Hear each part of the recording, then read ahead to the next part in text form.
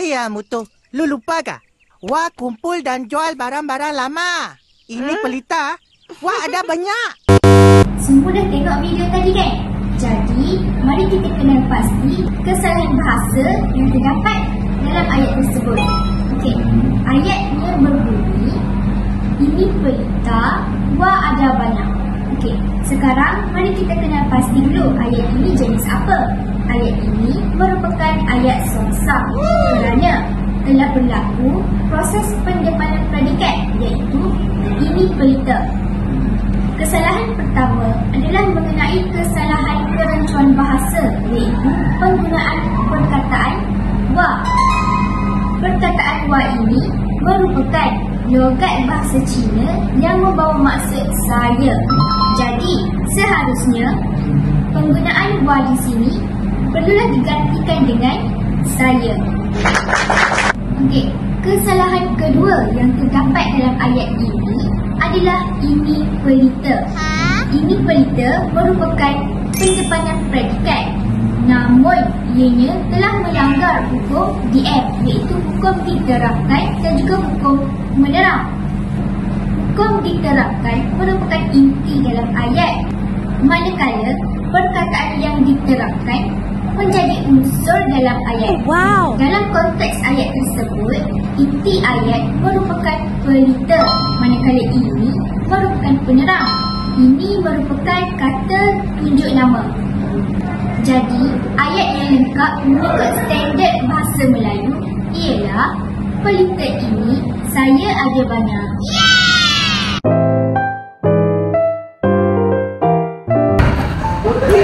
Cantik. Aku nak buat naik kat media sosial. Zahira, apa cakap tadi?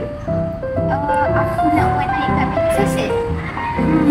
Macam pernah dengar ayat tu.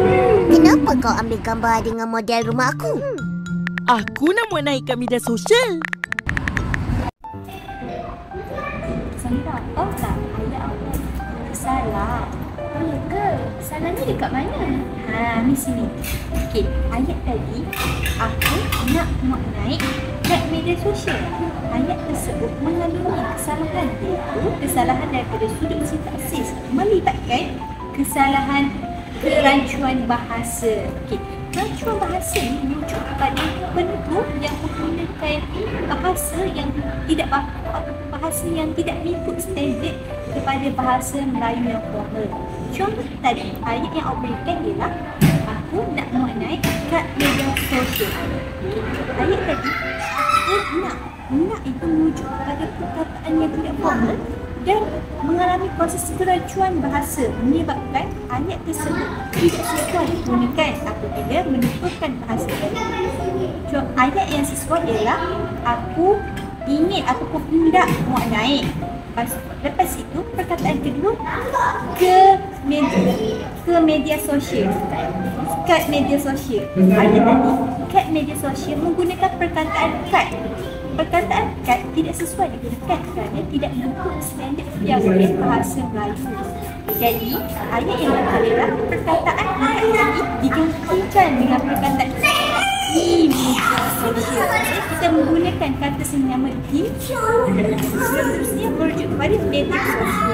Okey, jadi ayat yang ialah aku ingin muat naik gambar di media sosial. Okey, jadi faham? Faham? Terima kasih. Opa, tahun ni kita orang puasa tak rasa penat pun. Lapar pun tak ada. Jadi semua dah tengok video tadi kan?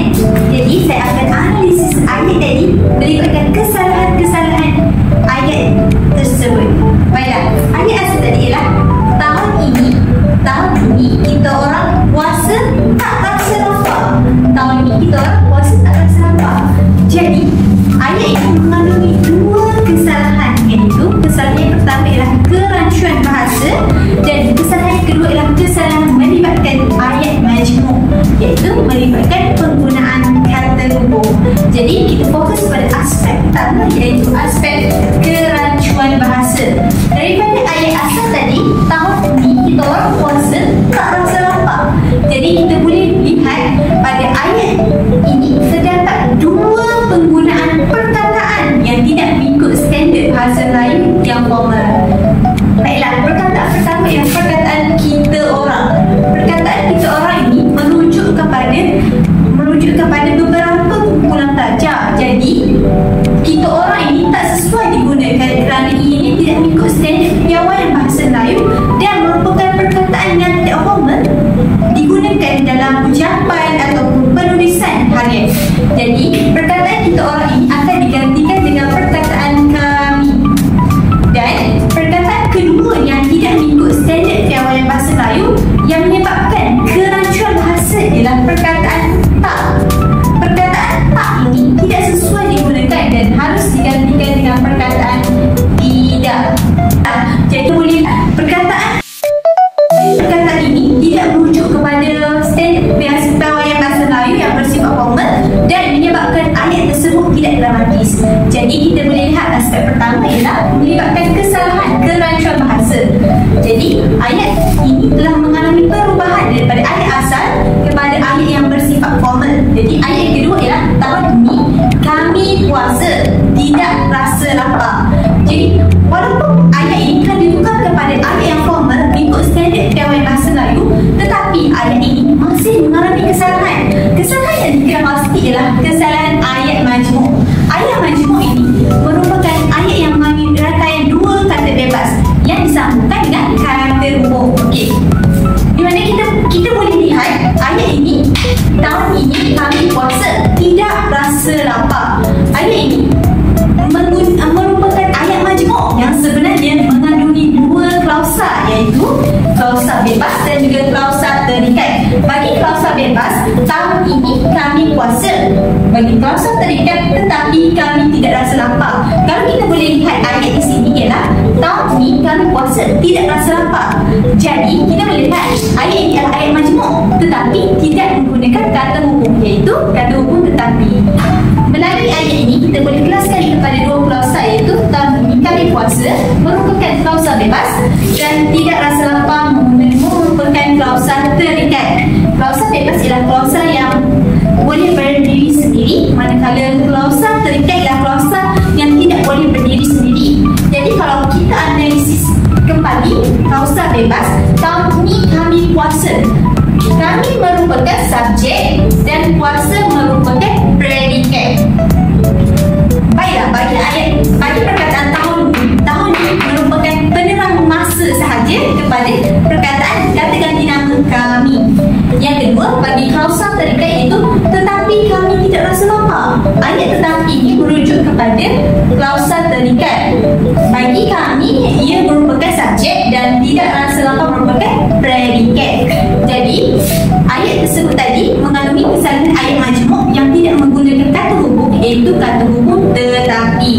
Jadi kalau kita analisis kembali ayat ini berulang menjadi ayat yang dramatis dengan menggunakan kata hubung yang sesuai, iaitu kata hubung tetapi.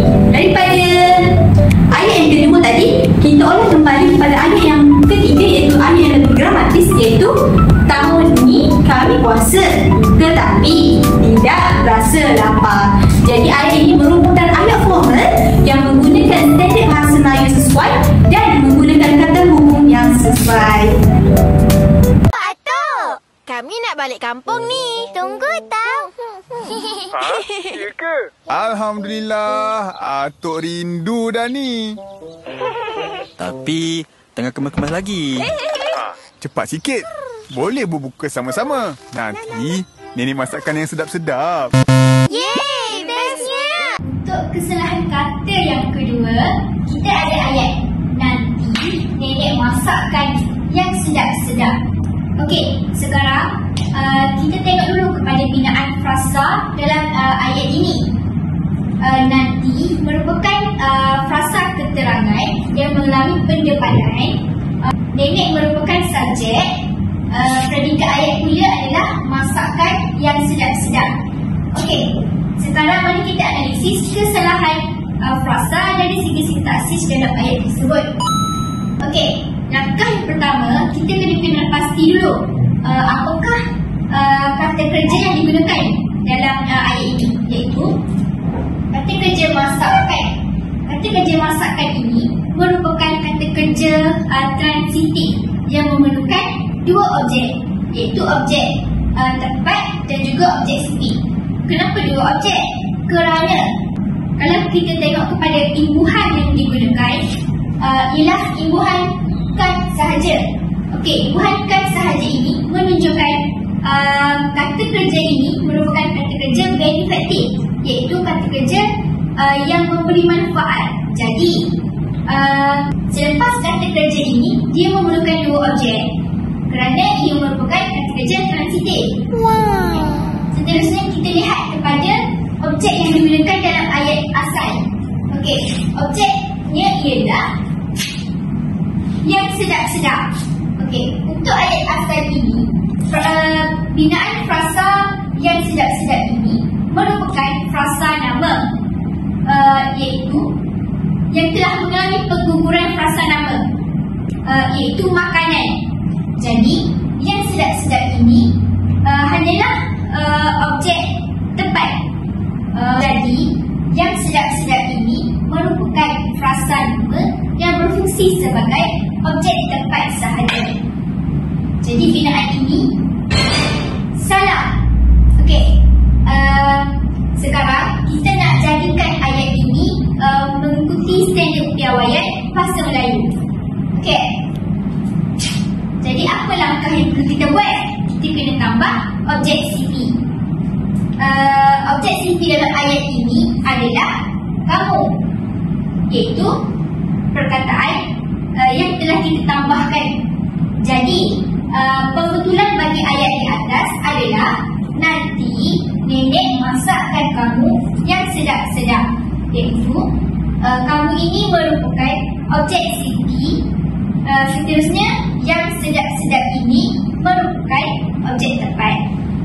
Macam mana kita nak tahu yang mana satu objek tempat, yang mana satu objek CV? Okey, senang je nak ingat. Kalau objek CV, kamu semua kena ingat objek CV merupakan penerima. Jadi dalam ayat ini, penerima merupakan kamu, manakala objek tempat adalah benda ataupun perkara, iaitu yang sedap-sedap. Okey, yang sedap-sedap ini merujuk kepada makanan. Jadi ayat betul yang mengikut piawaian standard bahasa Melayu ialah nanti nenek masakkan kamu yang sedap-sedap. Hari tu belum bersedia lagi, cikgu. Betul-betul. Lagipun kakak kita telah berusaha mengajar kita orang. Betul tu. Boleh pun hafal. Kenapa hari tu susah sangat? Hari tu belum bersedia lagi, cikgu. Betul-betul. Lagipun kakak kita telah berusaha mengajar kita orang. Ya, saya rasakan ayat yang Upin kata tadi macam salah lah. Salah? Apa yang salah, Syafiqah? Okey, berdasarkan ayat yang Upin kata tadi, ayat tersebut berbunyi, lagipun kakak kita telah berusaha mengajar kita orang. Dekat sini, saya dapat kongsi dekat awak yang ayat Upin kata ni salah. Yang pertama, kesalahan dari segi kerancuan bahasa. Okey, lagipun dalam ayat ni terdapat dua perkataan yang tidak standard digunakan dalam bahasa Melayu, iaitu lagipun dan kita orang. Untuk perkataan lagipun ni, dia lebih sesuai digunakan atau digantikan dengan penanda wacana seperti selain itu ataupun tambahan lagi. Selain daripada tu, penggunaan kita orang ni pun merupakan kerancuan bahasa, kerana kita orang ni merupakan perkataan yang tidak standard digunakan dalam bahasa Melayu. Jadi ayat yang sebetulnya ialah tambahan lagi, kakak kami telah berusaha mengajar kami. Ada lagi satu, iaitu penggunaan kata ganti kita. Macam awak tengok dalam video tadi, Upin dia bercakap dengan cikgu. Jadi penggunaan kata ganti nama yang sesuai adalah kami. Betul-betul? Awak faham tak apa yang saya kata? Faham? Terima kasih, Afika. Sama-sama. Kasihan, dia tak mampu nak bayar tuition. Akak kan baik hati, pandai. Bolehlah kak. Boleh? Baiklah, berdasarkan ayat kakak kan baik hati, pandai. Okey, ayat ini merupakan ayat yang salah. Sebab apa ya kawan-kawan? Sebab setiap ayat majmuk mestilah mempunyai kata hubung. Jadi sepatutnya ayat ini berbunyi, kakak kan baik hati dan pandai. Oleh itu, ayat ini mestilah mempunyai kata hubung. Berdasarkan ayat tadi, kakak kan baik hati pandai, berlakunya pengguguran kata hubung. Jadi ayat yang betul ialah kakak kan baik hati dan pandai. Pada satu masa, datang komet menghempas bumi. Musnahlah semua. Kebanyakan dinosaur pupus dari bumi. Jadi, kamu semua dah dengarkan ayat yang Upin cakap tadi, iaitu kebanyakan dinosaur pupus dari bumi. Rasa-rasa ada yang tak kena kan dengan ayat ni? Ya, memang betul. Ayat yang Upin cakap ni, kebanyakan dinosaur pupus dari bumi, merupakan ayat yang salah kerana kesalahan penggunaan frasa sendi nama dalam ayat ini tidak merujuk kepada tempat, tetapi ingin merujuk kepada kepupusan, iaitu dalam ayat ini kebanyakan dinosaur pupus dari bumi. Frasa sendi nama dari di sini tidak tepat kerana berdasarkan video tadi, ayat tersebut berbunyi kebanyakan dinosaur pupus dari bumi. Perkataan dari, iaitu kata sendi nama dalam ayat ini, tidak sesuai digunakan kerana di dalam ayat ini dari bukan merujuk kepada tempat atau masa, tetapi dari dalam ayat ini telah menyebabkan berlakunya kesalahan penggunaan frasa sendi nama. Sewajarnya ayat yang betul ialah kebanyakan dinosaur telah pupus di bumi. Penggunaan frasa sendi nama yang betul untuk ayat ini sepatutnya kata sendi nama di yang merujuk kepada tempat. Jadi kamu semua dah tengok dan faham kan apa yang kami dah sampaikan tadi? Jadi, mengapa kita perlu menggunakan bahasa Melayu dengan betul? Sebab kita nak memudahkan kefahaman dan juga komunikasi. Bahasa yang betul dan juga gramatis dapat memastikan mesej yang disampaikan itu jelas serta mengelakkan salah faham antara penutur dengan pendengar dan juga penulis dengan pembaca. Baiklah, yang kedua, kita perlulah menggunakan bahasa Melayu dengan betul kerana ia merupakan martabat bahasa kebangsaan negara kita. Bahasa kebangsaan merupakan bahasa rasmi negara kita yang digunakan dalam sistem pentadbiran dan urusan diplomatik. Jadi, kita perlulah menanam rasa bangga dan juga rasa cinta akan bahasa kebangsaan negara kita. Bukan itu saja kawan-kawan, kita mestilah menggunakan bahasa Melayu dengan betul untuk memelihara keaslian dan keindahan bahasa Melayu. Sebab penggunaan bahasa Melayu yang tepat dapat membantu masyarakat mengekalkan struktur, sebutan dan makna yang betul supaya bahasa Melayu kita tidak tercemar oleh pengaruh luar ataupun penggunaan bahasa rojak.